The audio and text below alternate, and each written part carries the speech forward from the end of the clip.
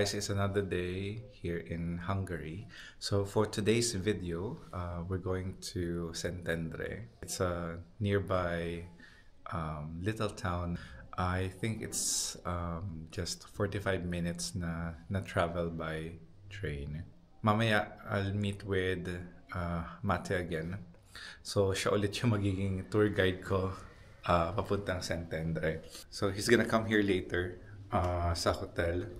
And then pupunta kami sa train station. And then from there, one train ride lang papuntang Szentendre. But for now, I'm gonna go downstairs for a breakfast. So let's see kung ano yung breakfast for today. Let's go!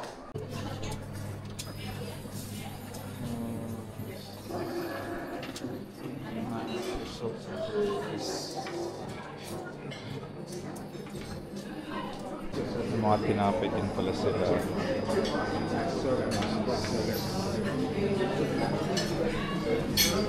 And may salad bar. Perfect. Ayun, meron na akong breakfast. Got a little bit of couple of things. Sausage. Usually sausages siya. And then this parang mash. And then juice lang.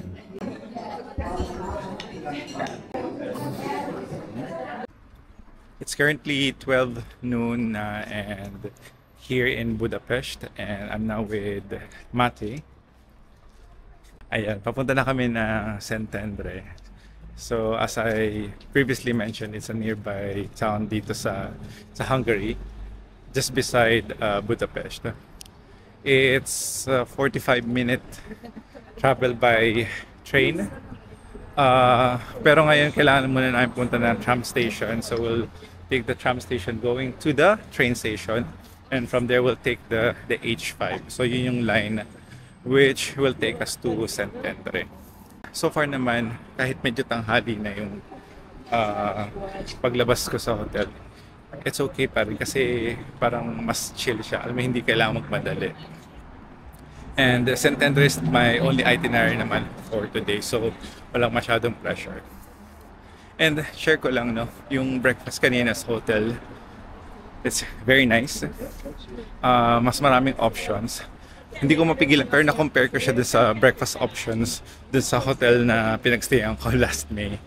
Mas maraming option to, saka mas masarap yung pagkain with a reasonable price. So, good siya for me.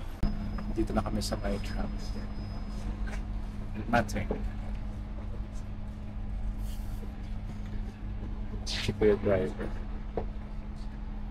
So mga 5 stops lang from here. And then another train. Galing talaga, sobrang convenient na transportation dito. I mean, not just here, but sa ibang mga cities na visit ko, usually very convenient talaga yung transportation, yung ticketing system, and also yung access ng tao to transport. Very rare na may encounter sa traffic kasi merong tram, merong metro. So may options ka. Ito na yung isa sa mga tickets na pinili namin. And then we're just waiting for the train. Dito siya magkakaling, going to Szentendre.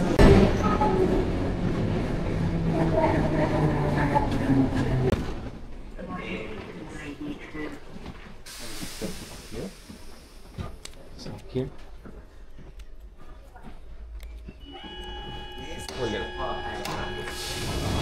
We'll punch a hole, that's it. A bit weird. It's weird. It's a bit weird. Guys, bigla nag-terminate yung train na sinakyan natin. So when you say terminate, biglang hindi na siya dediretso dun sa mismong destination niya, which is Szentendre. So we have to take another train, the same train, which is the green one, papuntang Szentendre. So mag-aabang na lang ulit kami doon sa final stop. So tumigil siya dun sa may boundary ng Szentendre, tsaka yung kasunod na city.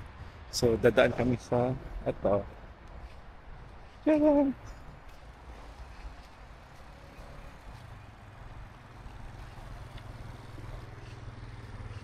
So buti na lang nasa akin pa yung ticket na na-validate ko. And we can still use the same ticket dun sa kasunod na trains. But hopefully hindi na siya ma-terminate.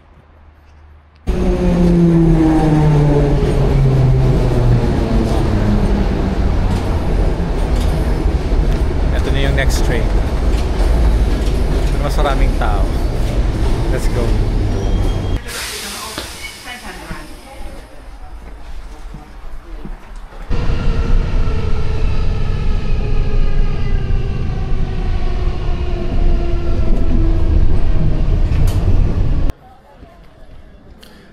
Guys, finally we're in Szentendre. Una ko napansin, sobrang tahimik. I mean, it's not busy. May mga tao pa rin. Parang relaxing lang ng atmosphere. Yun yung first impression ko. Pakita ko lang.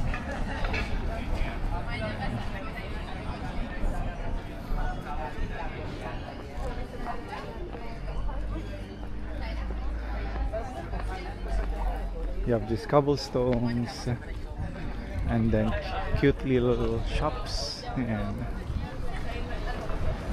So based na nakita ko online, marami daw ditong cafes and mga restaurants and also museums.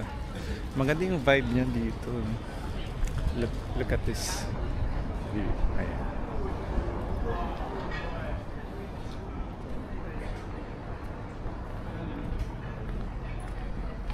So feeling ko maglalakad-lakad na lang muna kami and then probably maghanap kami ng mga kainan kasi it's already 1 o'clock.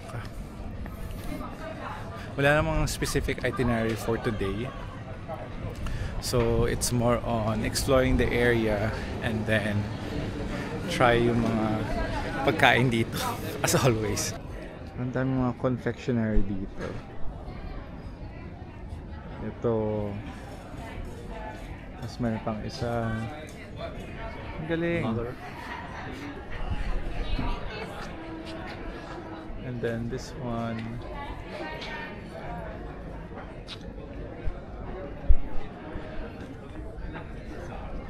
Pero mahilig sila sa ice cream. Mga gelato, mga desserts. And I think merong, tama, may chapel nga dito. Ayan. Mamaya pupuntahan natin ito. Hindi masyadong kita pero yung tower niya sa may gitna. Yung cute.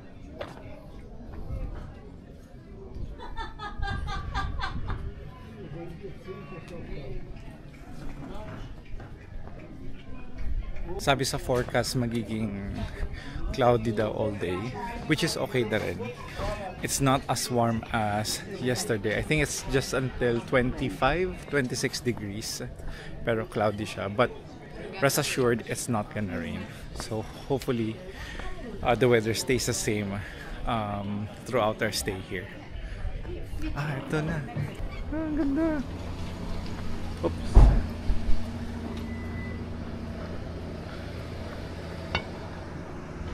Mas inviting kumain sa labas. I think it's nice to have lunch outside, no? This is the main square of Szentendre.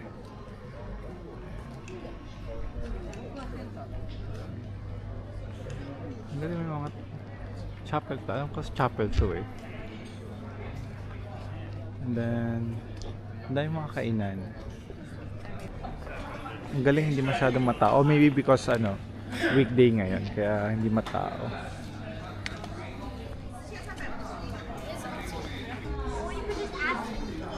Ang sarap mag-alfresco dining. Ang tanong, magkano kaya ang presyo ng pagkain dito?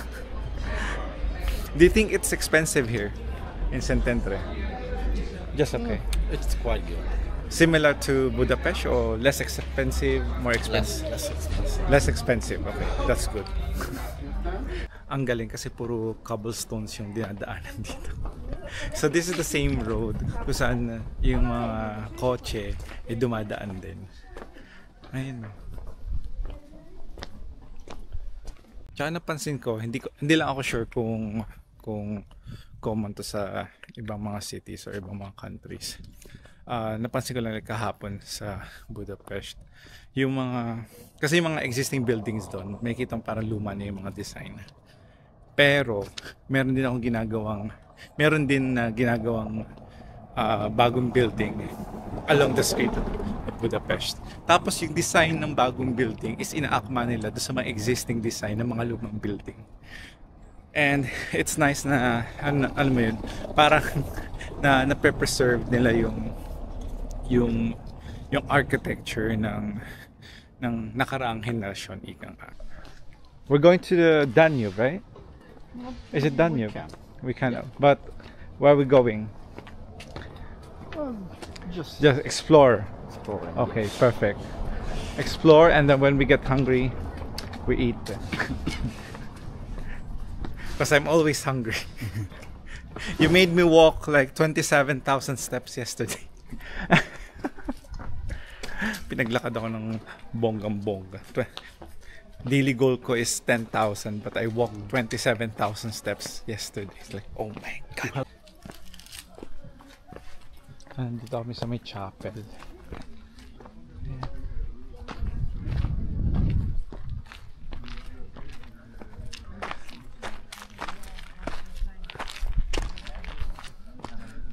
Nice. Tapos may parang overlooking view of the town. Op, wala. Puro bubong. Puro bubong pala. One of your own. Ito. What's the component of the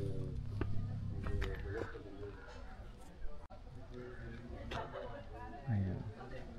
Parang ito yung overlooking view ng town ng Szentendre.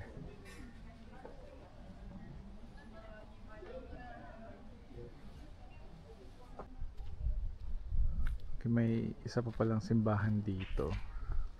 Tapos napansin ko doon sa may signage. Yung may sign dyan. It says Romae Catholicos. It's a Roman Catholic, Yeah. I assume. Okay. Am I right? Yeah. Okay. So it's a Roman Catholic church. Okay. I'm also a Roman.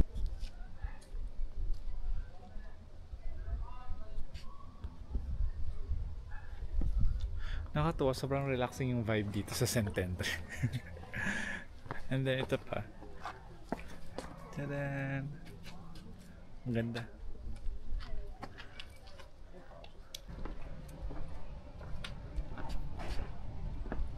Pababa na kami.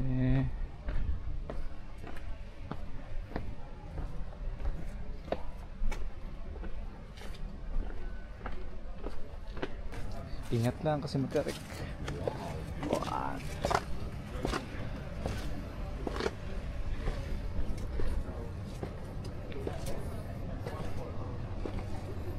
Careful.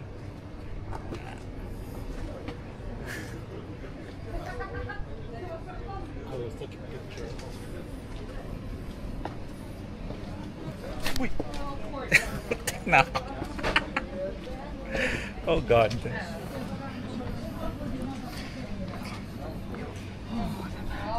Pass me Hi. up front because I got a Thank little you. bit of vertigo. So I walk. It's fine. Oh God. Meron makita na daan dito palabas. After nung stairs.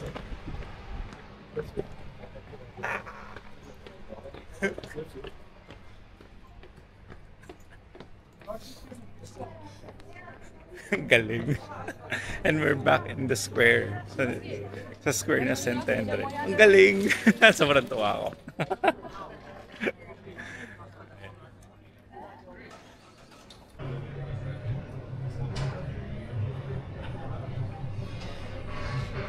Iyan ang isa sa mga challenging part kapag nagbabakasyon.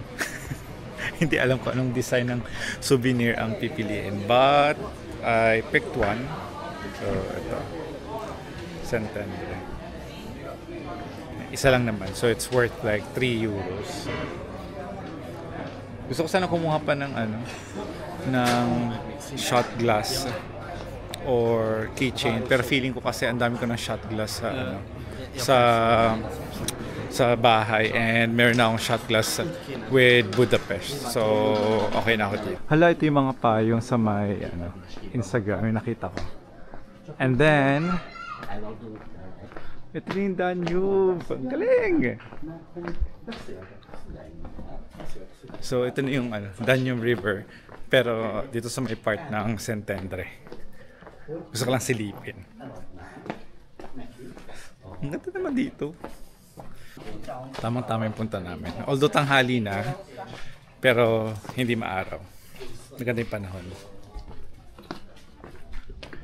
Ito na siya. Ang ganda. Tapos yung mga kainan dito sa gilid. Oo. Feeling ko ito na yung perfect spot para makapag-lunch. Go na. Oh my God, ang ganda. Ang galing.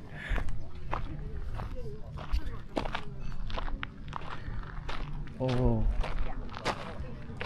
Diba?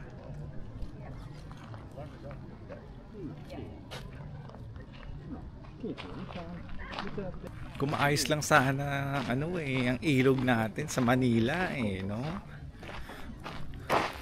Naku. Hindi lang talaga pinagsasamantalahan ka ba ng bayan? May gano'n. Gigil ako Ang ganda, ang galing. Ayun, araw na tayong konti. Där har vi. Ja, det är smycke där. Nej, jag backar. Bala lang. Ganda. Alam mo, naisip ko lang, ang ganda at ang linis ng Danube River. Actually ngayon may nakikita akong mga pato na lumalangoy sa tubig. And to think na yung nasa kabilang side is commercial space. So may hanay na mga restaurants dito at mga shops for the public. But at the same time, yung ilog mismo, it doesn't smell polluted. It doesn't look dirty. Mukhang malinis yung tubig. Parang I'm just wondering kung may pulisiya lang sana, 'di ba? O kung may mga batas lang sana na nagpoprotekta sa ilog natin sa Metro Manila. Well, I'm talking about the Pasig River. Parang nakakapanghinayang lang kasi parang pwede siyang magmukhang ganito. Alam mo yun, kahit na nagiging modernized na yung society, kahit may mga commercial spaces, mga buildings, ganyan malapit sa ilog, pero kita naman, di ba, well protected yung ilog. And to think, ang galing kasi ang ginawa ng Hungary, in Budapest and also in Szentendre, yung tap water malinis, pwedeng inumin, ang galing. 'Di ba? And kahapon nakita niyo naman, 'di ba, na may mga water fountains, and the water fountains like spread sa city, and anyone can drink from the water fountain. Ang galing lang, nakakatawa. And at the same time, nakakapanghinayang. Ewan ko ba, siguro gutom lang to. May kausap pa si Mate, pero hiyain ko na siyang kumain. Mate, wanna have lunch? I think that way. That way? Okay. Ayan. Kasi gutom na ako. Pero gusto ko muna mag-picture dito sa may bangka. Ayan. Finally, it's lunchtime. Ayan. So, nag-alfresco dining kami ni Mate. So I got chicken roll, and then jasmine rice, and then salad on the side with cherry beer. Ayan. Cherry beer is like Kanya cheaper siya. it's specific to like Hungary, right? Cherry beer. It's made here. Yeah. How do you say Bon Appetit again? It. Hungary? Yeah. Yeah. You wait files. Hmm? Jo. Yo, it fine. Yeah. Yo, it fine. This is chicken.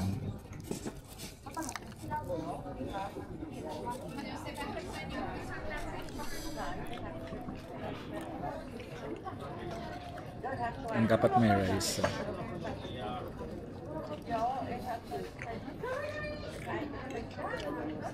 So, dessert, for the dessert, it's Kai. I don't want to get it wrong. It's Kaiserschmarrn. Kaiserschmarrn and apricot jam. So let's see.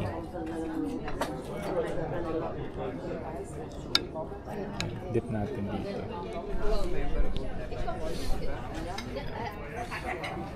The perfect bite, ika nga.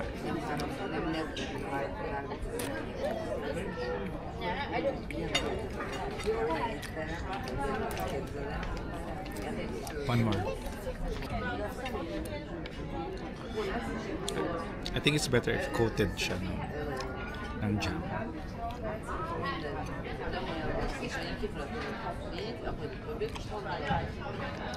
Sarap. Love it. Katatapos lang namin mag-lunch and we decided na mag-lakad-lakad para makababa ng kinain. And masarap yung lunch, chicken kanina and dessert, pero sobrang nabusog naman, especially with rice. Ngayon nandito kami sa may Danube River. So, pa-share ko lang, sabi ni Mate, so last year there was like it was from the storm, right? Storm, and then the river gets flooded. Yeah. Yeah. So may bagyo daw, tapos But it was in Austria. in Austria, Yeah. and then the water overflowed. Okay. So nagkaroon daw ng baha. So umapo yung Danube River. And then umabot siya dito. Ito. Diba? Ito. Ano to? Flood control. Diba?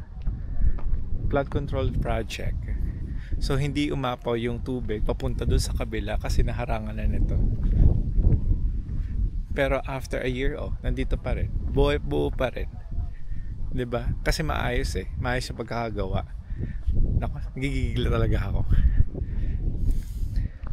Ano?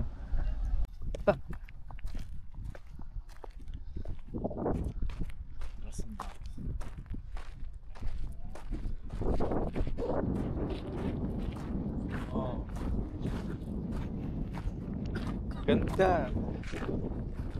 May mga lumalangoy pa mga pato.